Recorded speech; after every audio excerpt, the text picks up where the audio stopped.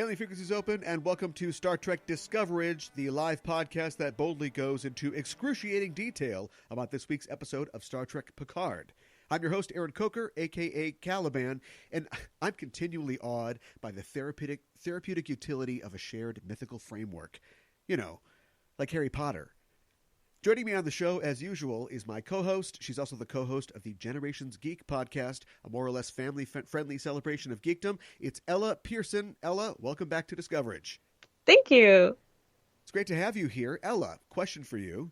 Yes. If I could transport you to the 25th century right now, where they still where they had spaceflight and aliens and holodecks, but everyone vapes, would you still want to go? Yes. I'm a college student. I already live there. I guess that's probably true. All right. So, yeah, your campus a lot like the campus of Starfleet headquarters, it looks like. Yes. Well, we've just seen the third episode of the new CBS All-Access Star Trek series, Star Trek Picard. It's an episode called The End is the Beginning. And before we start, and as always, we're setting a course for the spoiler zone listeners, so be warned. We're glad you've decided to join us. But if you haven't seen the episode, spoilers are incoming. The official synopsis for this episode, The End is the Beginning, is completely unaware of her special nature, Soji continues her work and captures the attention of the Borg Cube Research Project's executive director.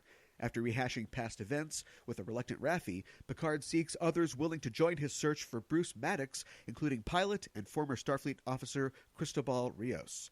This episode is written by Michael Chabon and James Duff, who we've talked about previously when talking about Picard. Chabon co-wrote the pilot and the last episode as well. Of course, he is the showrunner for Picard. And Duff also co-wrote the pilot, Remembrance.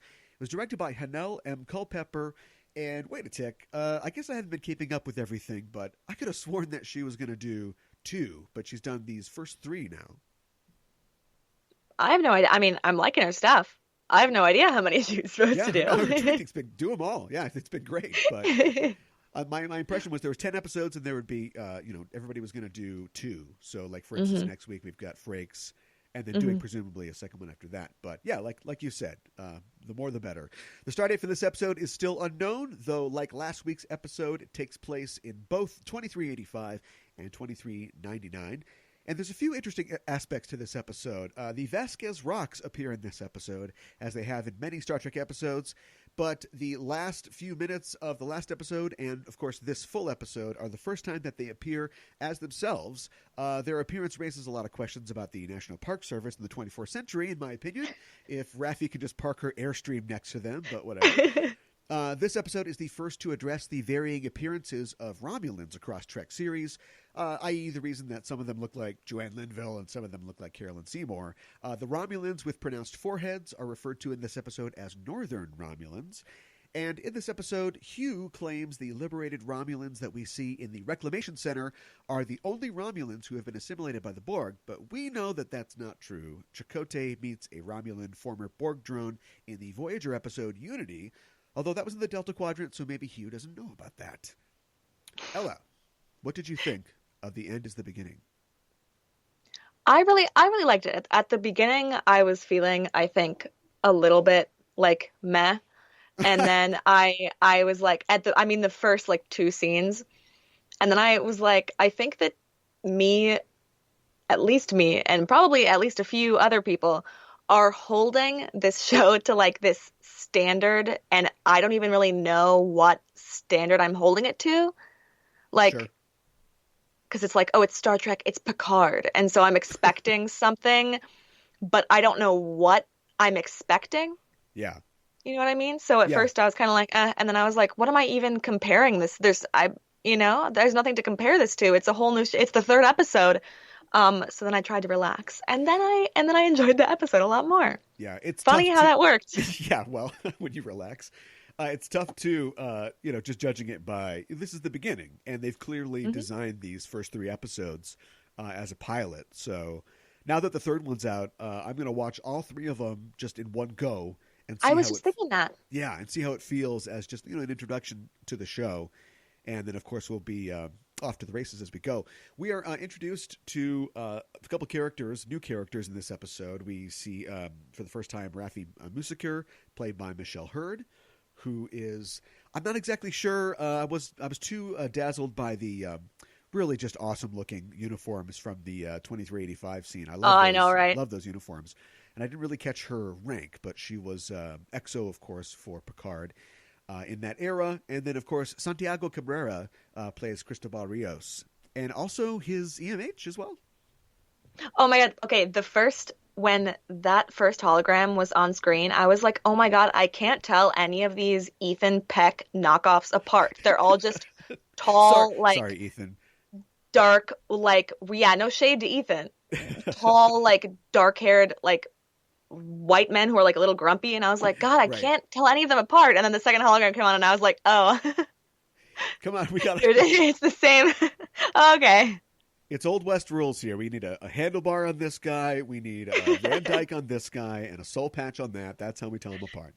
And a different ridiculous accent for everyone. Yeah, right, exactly. That's well. I was going to wait until we got there. We can talk about it now. When he plays I think it was credited as the ENH. I'm not exactly sure what that's supposed to mean, but Navigational. Navigational. There you go. But the kind of the engineering hologram. Yeah. And he's kind of doing a Scottish accent.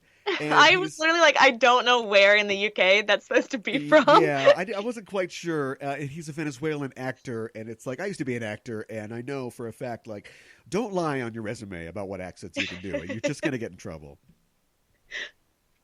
But something else that bothered me, and this is just personal, as I was watching the episode, I can't get my closed captioning to work.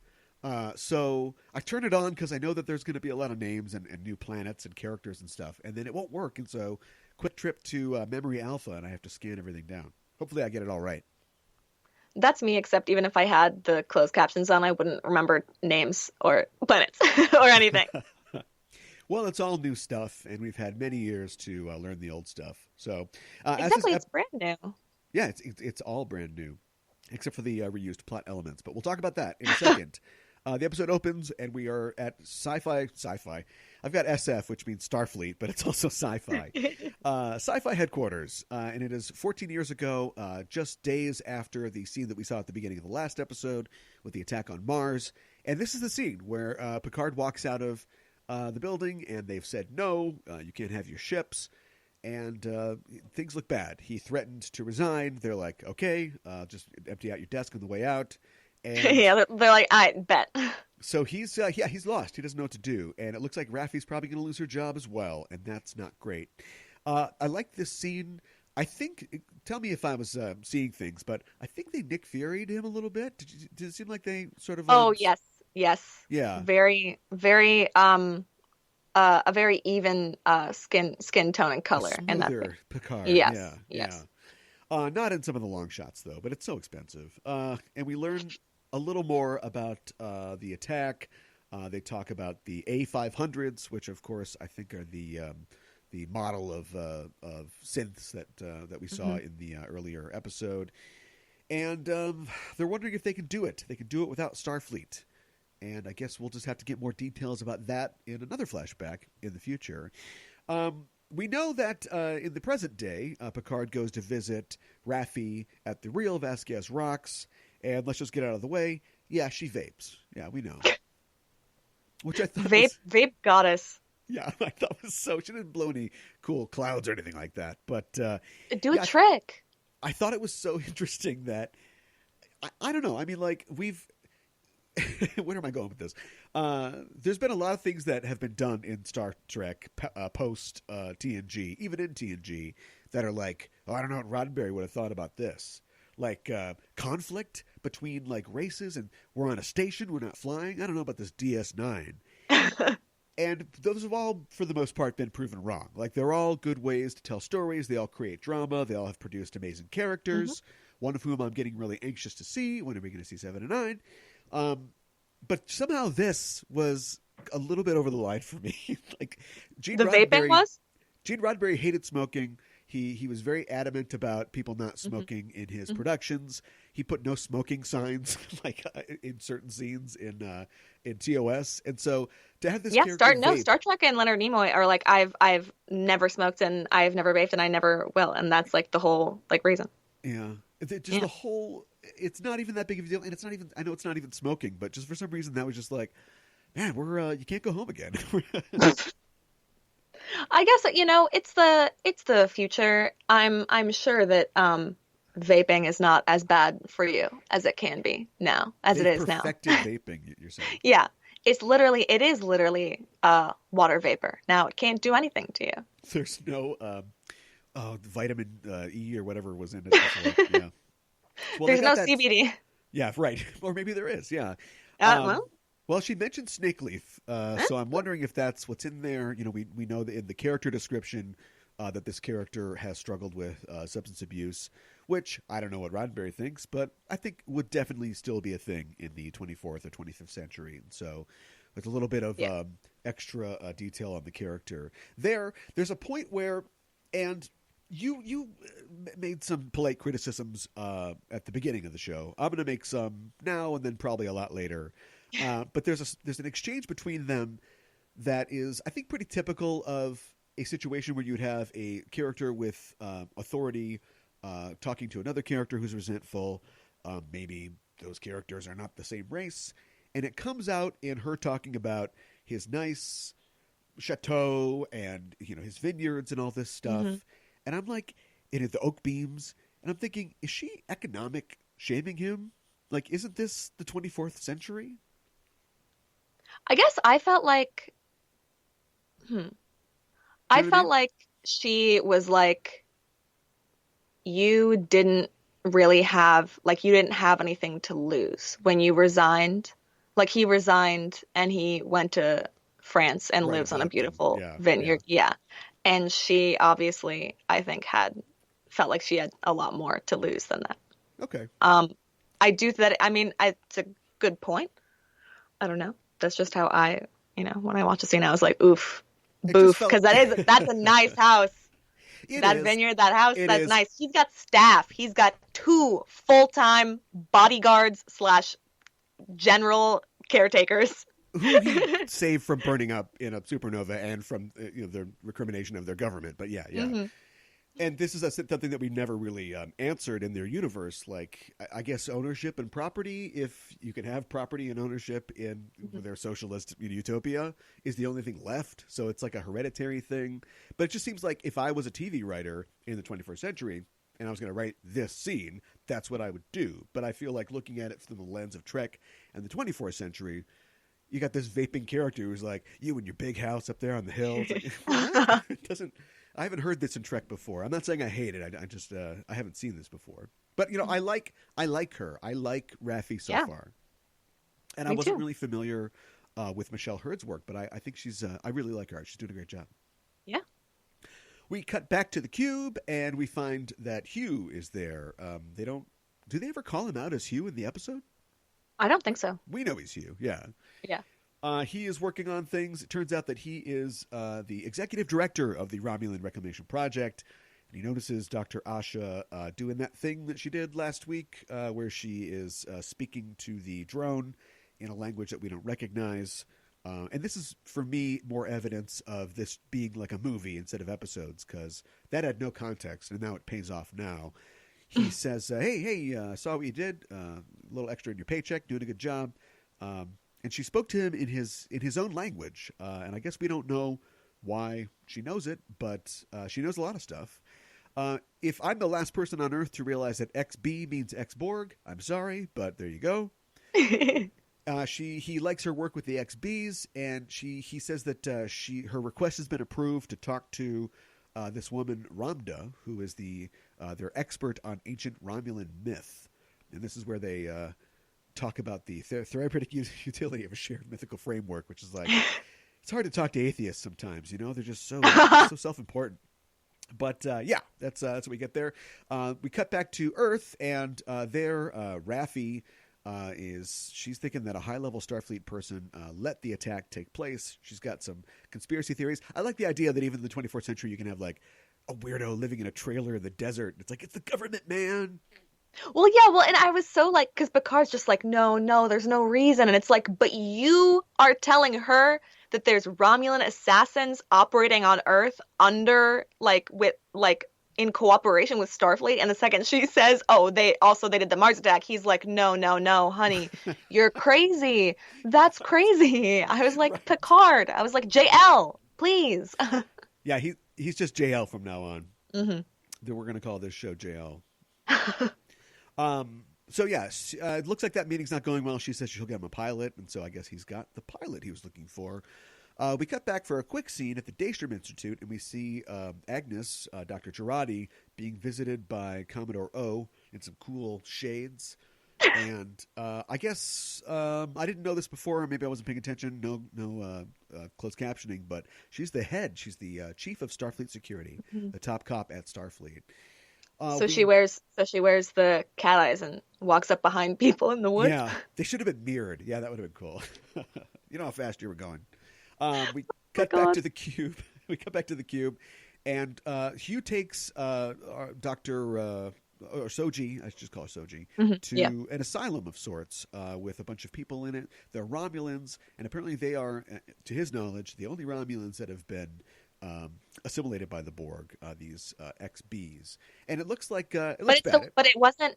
Did he say that they were the only ones, or was it that they were the only ones that have been reclaimed? I got the impression that they were the only ones, but maybe they're the only ones, like you said, that were freed. But we'll learn later on that there is something particularly curious or special about their assimilation and what happened to them. As the episode goes on, we kind of keep cutting back to the Vasquez Rocks, where Raffi is she's doing the hacking. She's getting in there. She's finding out the data nodes, and she's linking to the hyperdrives, and she's clearly has like some talent for intelligence, and hacking and sort of collecting information. And I like there's this little exchange, like JL calls her and he's like, "Oh, here's some more information." She's like, "I'm not working for you," and he's like, "Keep working. You're doing a good job." Like, they just fall back into this rhythm that I thought was funny. JL beams up to a ship called the La Sirena, and he meets the captain, Captain Rios, and this guy's a real character. He was clearly just involved in some kind of something, because he's got like a batarang sticking out of his arm. I'm still like, did someone stab you with a hunk of metal, or is or did something explode? Like, what happened 45 seconds before Picard got there? It could be either, yeah. And apparently he's the only person. He has no crew, the only person on the ship. He does have an EMH, though, who can also be an ENH, so he's got that. He talks to Picard, and it becomes clear that he has resentment about Starfleet, but Picard can tell that this guy was Starfleet. He's former Starfleet, and mostly because he's just got a real sense of discipline, even though he smokes his cigar and he's trying to look like a cool captain guy. Back on Earth at the Vasquez Rocks, Raffi's found something. She's doing her minority report thing. She's looking through all the stuff, and she's found something called Free Cloud, which I know now what it is, but I don't feel like the episode told us anything. But yeah, it's some kind of website with some dice rolling, so we'll go back to that. On the La Sirena, we get a scene between the ENH, who's doing his Scottish accent, and with Rios. And we get more background about Rios, and we find out that he lost his captain and is very disillusioned with his career in Starfleet. And I think he also lists a bunch of like accomplishments and things that like Picard did. Yeah. We're gonna have a situation here where he's like trying to be cool, but he's also kind of awed by Picard. I mean, wouldn't you be if your friend was like, "Hey, former Admiral Picard like wants to hire you to fly him across the galaxy on a very secret mission?" You'd be like, I guess okay. And then he gets there, and you're like, "Oh, I'm bloody, and I'm drinking tequila, and oh, throw that book anywhere. Don't worry. I don't care about it. Do you care? Yeah. Oh, that's just my copy of A Tragic Sense of Life. Don't worry. No, it's just. I mean, that's just around. Who put that there? I'm surprised that most of Captain Picard's exploits are so public. Maybe this guy knows because he studied him in Starfleet Academy, but like I didn't just assume that they took every captain's log and then just published it on Slashdot or something like that. Just throw it out there for everyone to see. But he seems to know a lot about Captain Picard. I feel like Picard and Kirk are both like idols, where you're like everyone kind of knows these like stories of like what they've done. Yeah. I like too that I've been watching Voyager a lot recently, and they talk sometimes about, I can't believe that Captain Kirk would have done this.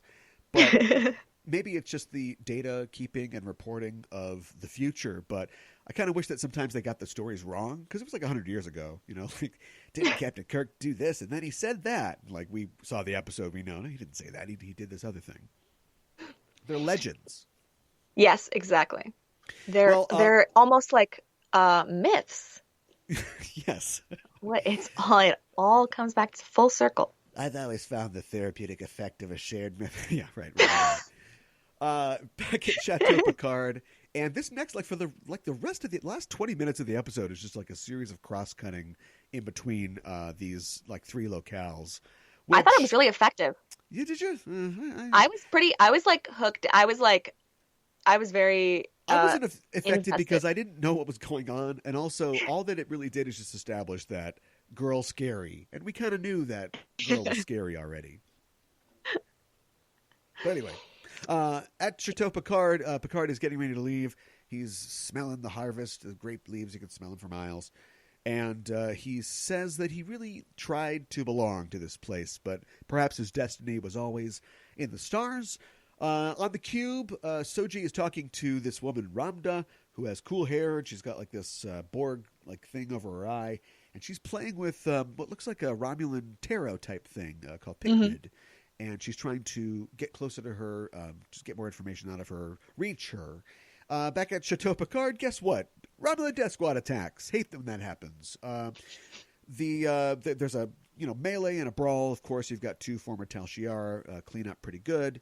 The one last one jumps in. It seems like he's going to get the drop on these guys, and he's blasted from outside the house. And Dr. Jurati walks in, holding a rifle. So she is there now.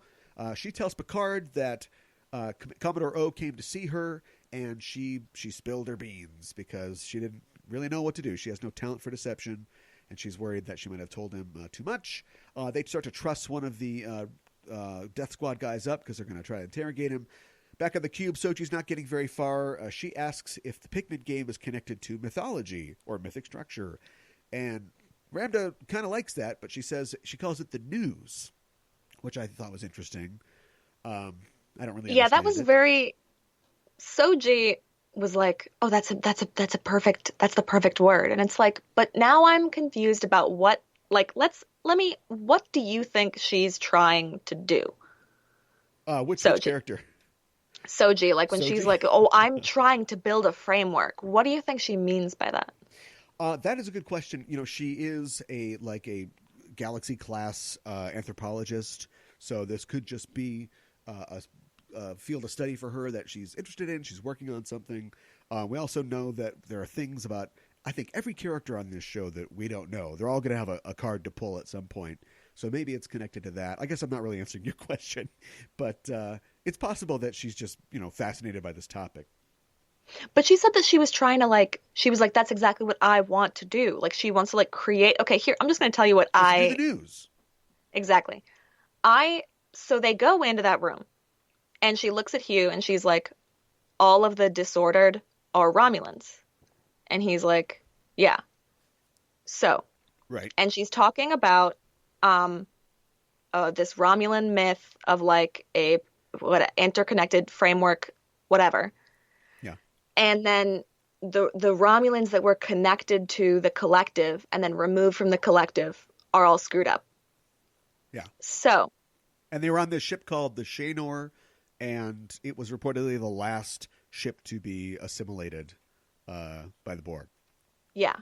So I don't know what I don't think I can even make this make sense. But with all of those facts, what I feel like Soji's saying that there's some backdoor circuit from a long time ago and Romulan heads where they used to have this weird, she's saying framework, so I'm assuming it means something like the collective. And so then now modern Romulans, they're connected to the collective, and then when they were moved from it, something goes wrong because they had this brain chemistry where they were wired to thrive on being connected to a framework. And so I think what she's saying is that she wants to, all of the reclaimed Romulans, she wants to create a new framework for them. I mean, I'm not saying that is definitely what it is, but Huh. like that's with the facts we were given this episode with the shotgun on the mantle. I was like, I don't understand. Is that what she's trying to say? Yeah. Because that Uh, seems a little wild. that's a great theory. That is so far beyond anything that I had put together in this first viewing, but Is it the first tinfoil hat moment of the season? could be. That is pretty tinfoil hatty. Yeah, I think. Because Hugh, when he was separated from the collective and then went back, his like individuality was like bad for the other Borg and it like spread and then his like ship was cut off. Yeah. So like I don't know. What if the Tal Shiar's involvement in this is important to them because all Romulan citizens have a chip in their head that's been secreted there by the Tal Shiar so they can monitor them. And when they were assimilated by the Borg, that interfered with the pathways that they had put there, and they are in danger of being discovered if people find out the answer of what's wrong with these Romulans. I don't know. They're all already what if they're all already connected and they've been lying this whole time? Yeah, what if?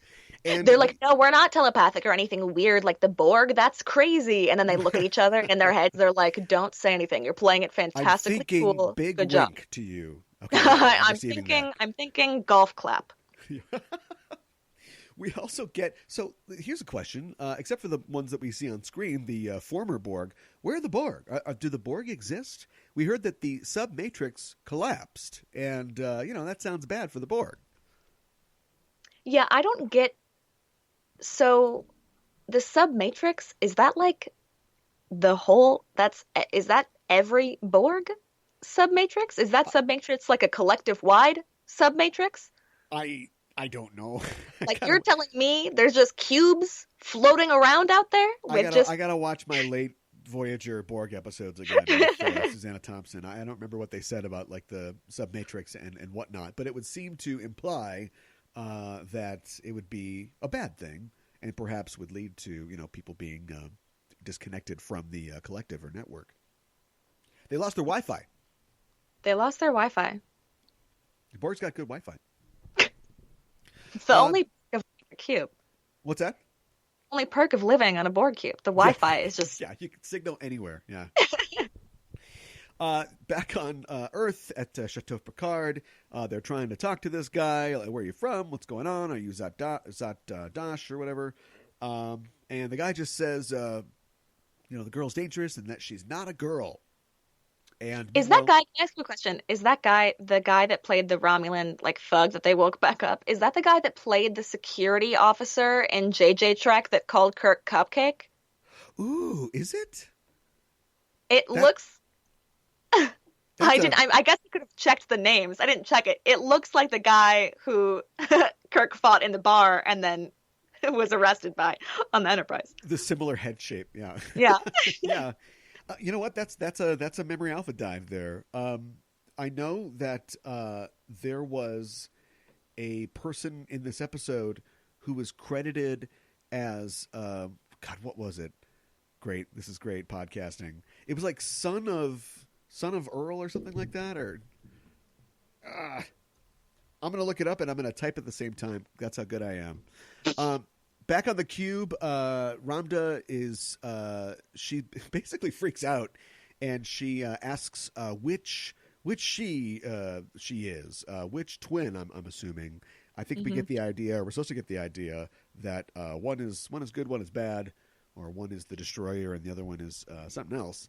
And she pulls a gun. She pulls a gun from one of the guards, and she looks like she's going to try to shoot herself. And Soji runs in really fast and make sure that doesn't happen. But everybody is having a real bad time. And as that's going out, back on Earth, the guy, the guard who may or may not be the guy from Star Trek 2009, spits on one of our heroes, and they have to like take their jacket off. Yeah. Alien style, get this off Yes. me, get this off me. And then, of course, we don't see this the first time this happened because everybody blew up, but the acid consumes him completely, so it just takes care of everything. Gone. It's Romulan cyanide. Boom. Done. Son of Lee It says co-starring Son of Lee as a guard. Son of Lee is no one that I can tell. There's a electronic DJ named Son of Lee, but I don't think it's that guy. So, What if it is that guy? oh no, that's not the same guy. I think if it's Tal Shiar operative, it would be Graham Shields, who is not credited, as far as I can see, as being in Star Trek 2009. Ah.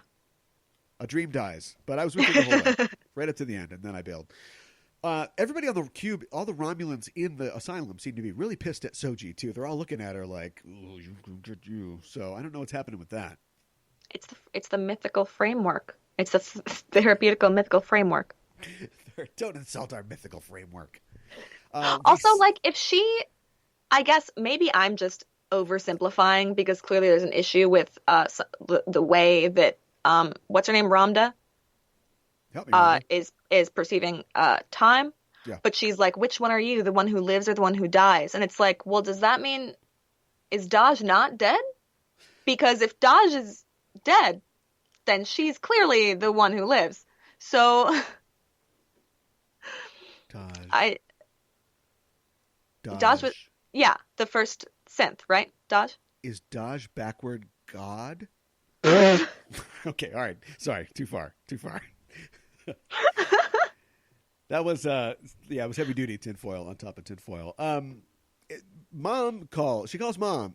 Soji's back in her room. We get another call to the mysterious Mom, and Mom is clearly not Mom, right? That's what I was gonna say. It could be, it could not be. It could be that the mom is just like trying desperately. Like, it's like Daj got activated, and now she's like, "Oh, don't worry about anything. Go to sleep." Doesn't she? But she goes immediately to sleep. Doesn't it seem like something's going on here? It was very, yeah. It was like, because because when the mom talked to Daj, it was like it seemed like there was like a cue, like a Russian sleeper agent cue, where she was like, "Listen to me very carefully" or something, and then Daj was like, "Yes." Yeah. But this time it was just like, Daj is okay, she's fine. And then Soji was down. You are feeling sleepy. I've heard on the internet that some people think that Bruce Maddox is behind Mom. Well, if he's behind, let's say in the first episode, right? I was like, what if he created the twins, Daj and Soji? What if that was him? So if that was him, like either Mom knows him or Mom is him.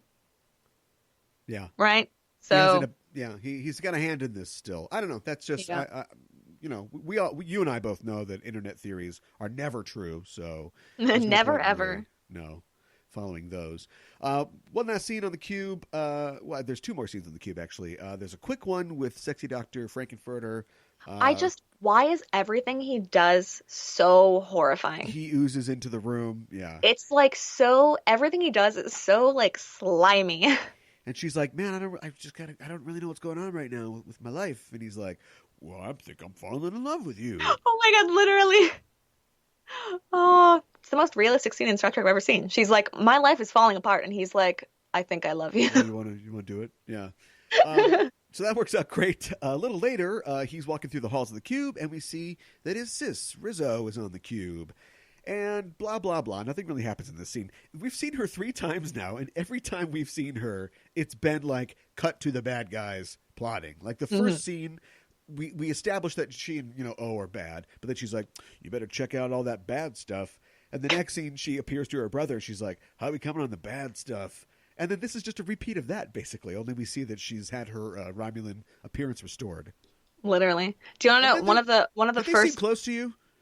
Did they? I'm like Lannister did close. They seem close? That's what I was gonna. Little Game of Thrones action, right? Yeah. I'm like, we don't really need. I don't know what Game of Thrones has made everyone think. But this is not something. It's not like this isn't a fun plot line to watch. Like, I feel like the whole thing in Game of Thrones is like, oh, this is horrible. This is a terrible thing to watch. And that was the whole point. And now they're like, here's this. And I'm like, but I don't. Why are their faces touching? Why? Yeah. Lannisters. Why am I so uncomfortable? Always bob their ears. Yeah. So that scene ends mercifully. And then we all end up on the La Serena to take off here. I like this last episode scene where they take off. I don't know why. I'm bothered by how Star Trek thinks that, and Star Wars does this too. A lot of things do this, but like a planet is just a place. It's like a city you can go to, and it isn't like a giant globe. And as it pulls out, you see like a lot of ships or facilities or satellites around Earth. Earth is crowded, like it would be in the 24th century. I thought that was neat. Yeah, that was great. That was a great shot. And then Picard says, "Engage," and Raffi rolls her eyes, and I'm like, big mood right there. I don't know I'm with Agnes. Agnes was like, "Oh, cute old man." She's I'm like, like, "Oh, cute old man." Yeah. Go. Oh, cute old man, little curly blonde bob. Oh, cute old man, let's go. Yeah. Well, let me shatter your perception of her, because I'm going to go through Sure, a couple great. of my own Do theories. Girardi's our mole, right? You think? The head bad guy, or one of them, goes to see her, and we get nothing else from that scene. Then she shows up very conveniently later, murders somebody, and is like, "I've never killed anybody before," and then says, "I'm a terrible liar." You know who says I'm a terrible liar? The moles Really do. good liars. Yeah, right. That's what I think. I'm going to put that in my Javad Iqbal box here for the future. You know what? You might be right. You might really be right. And she got me good. Well, hey, she's really cute. I'll give her that. So adorable. She's cute and bad. The lipstick, the bob. Yeah, the whole thing. The white coat. Yeah. At the beginning of the show, that you said that you didn't exactly know how to feel, but it was early, and I'm going to echo that right now. This episode, I would not rate this as highly as the other two. And it's like we got a lot of bricklaying here to do. You know what I mean? Like, we have a lot to set up, and this whole episode was just like plot, exposition, plot.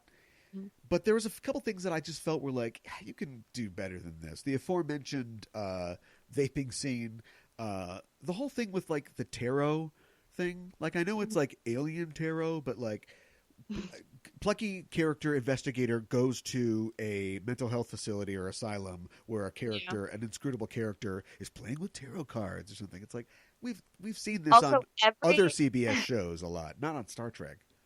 Just like every like mental health whatever facility it's always like white with like a lot of tables and then people kind of just wandering.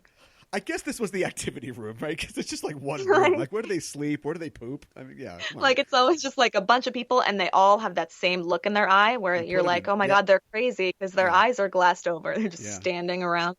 I hope this guy can stop shaking long enough to finish his Rubik's Cube. It's a future Rubik's Cube. I just feel like they could do better than this. I mean, like what I was saying, what I was thinking, because one of the things that bothered me about the last two episodes is I was like, this feels like, and I'm going to say this, and I don't mean it to be as mean as it sounds. Oh, go off. Come on. So I was watching it and I was like, I feel like I'm watching daytime crime procedural TV. Daytime? Like Law and Order. And so what I mean by that is they have these scenes where these characters are talking to each other, but really they're talking directly to the audience. Like, they're talking to each other, but really they're just explaining stuff to us. Like John Mulaney's bit about, what is it, Ice-T, who's on the... Are you telling me that people put... Yes! Yeah. And it's like, yeah, you get, like, we know. You got it. You understand. Yeah. But at the same time, it's like, this is the first season, like, putting aside this is the first season of a television show.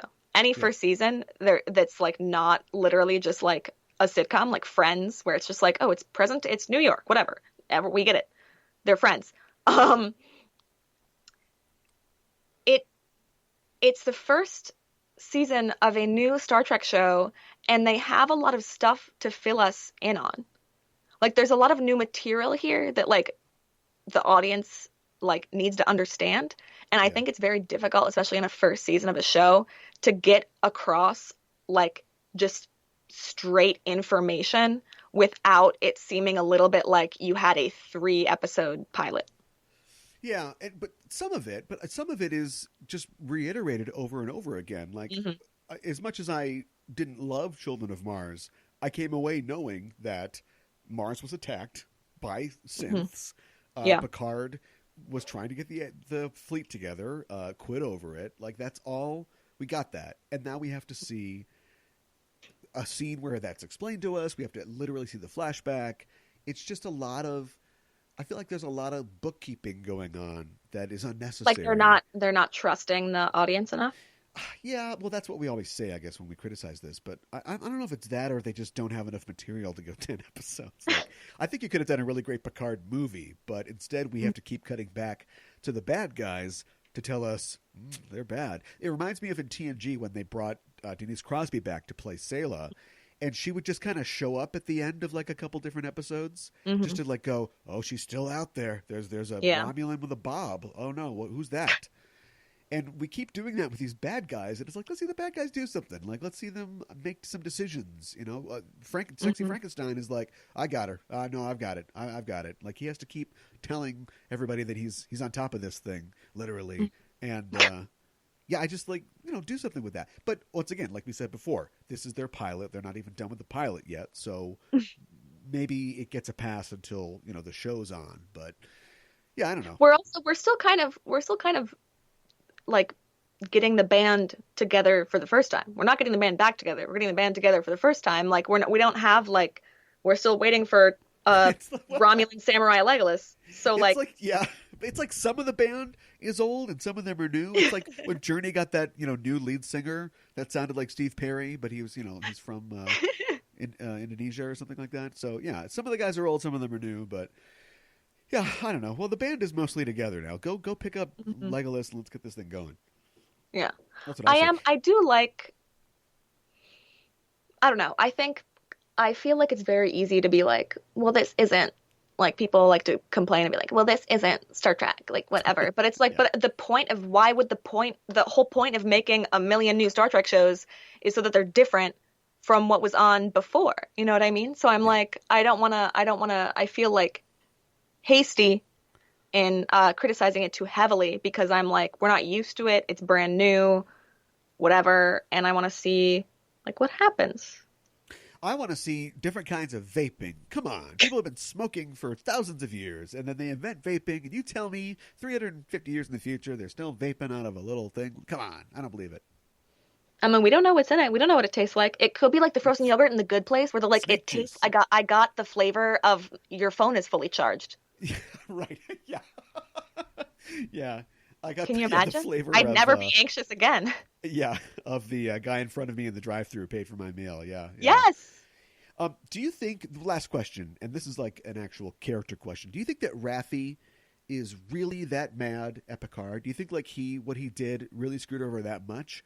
Or is this like the justification of somebody who has had a bad time but has made a lot of choices that have kind of put her life in an undesirable direction, and she's just kind of, put Picard, she's focused all of her animosity at Picard for what happened to her. She seemed like, in that first scene, when she was like, what did you tell him, JL? Did you tell him, she's like, did you tell him to go to hell? And you oh my God, you told them that you were going to resign? And now we have the ships, right, JL? I was like, this is too... She's like, thanks. You cannot... That is, you love him too much. Yeah.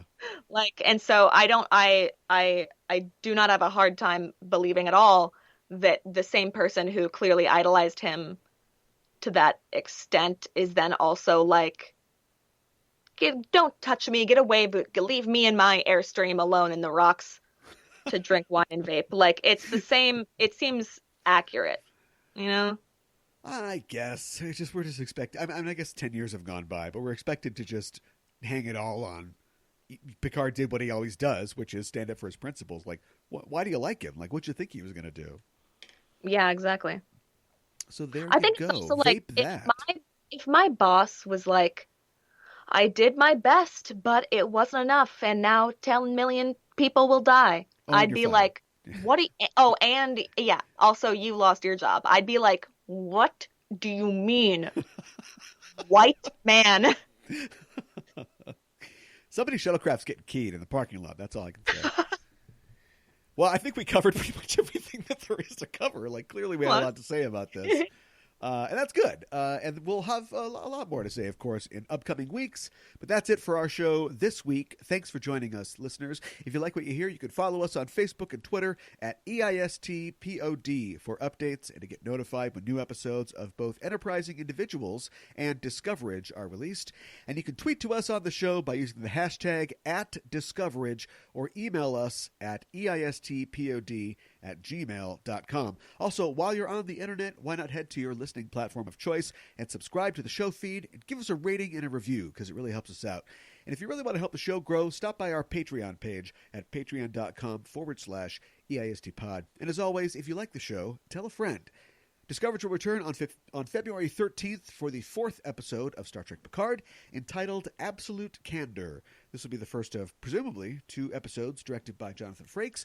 We'll be going live once again at 7 p.m. Central, so join us then. You can follow us on Twitter or Facebook at EISTpod to get notified when we're live and broadcasting. In the meantime, why not check out our main show, Enterprising Individuals, at enterprisingindividuals.com. Every week on the show, we are joined by a special guest to discuss in excruciating detail a selected episode from a Star Trek series. We also have news from the Trek sphere and other wonderful things. Our 5th season premiere is currently available. On it, I talk with comics writer Kevin Church about the TNG episode, Captain's Holiday. So get your Horgons out for that. Ella, thanks as always for joining me to talk about this podcast, to talk about Picard. Remind people where they can find you online.